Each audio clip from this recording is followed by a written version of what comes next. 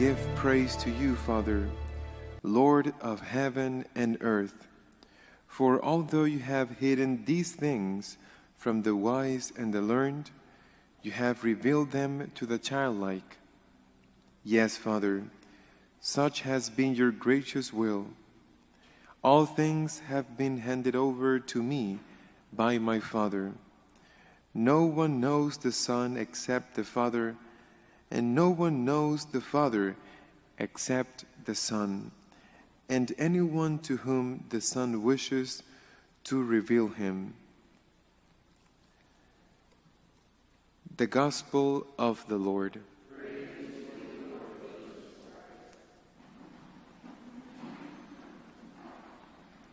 No one knows the Father except the Son, and no one knows the Son except the Father, and anyone to whom the Son wishes to reveal him. God reveals himself in the history of humanity little by little, and he chooses concrete people, Moses, Abraham, Isaac, or Jacob, concrete people to manifest himself to the whole world.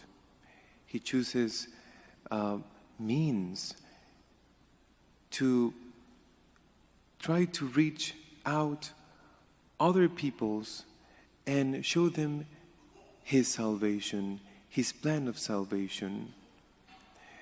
We see in the first reading one of those key important events of God's manifestation, of God's revelation through that burning bush, through that fire, through that presence of the angel of the Lord. Moses met God, heard God's voice, and he chooses Moses to lead his people out of Egypt, because it is through that people that God is going to shine himself to other nations and draw other nations to know him. This is how God acts. And that by preparing that people, he sends his only begotten Son to the world, so that we may know him fully.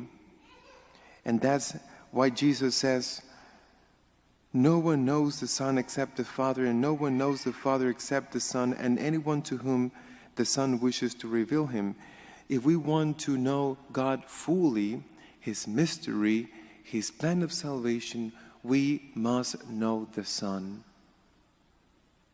If we didn't know the scriptures, the history of salvation, the people of Israel, and the only begotten Son of God, we would have a disfigured idea of God.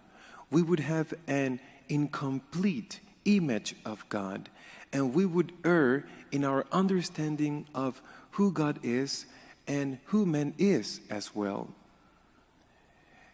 When I was in Panama recently, I don't know why, but right after a Mass, I wanted to visit one of my friends, and his dad became a Hinduist 20 years ago. And I was looking for my friend, but he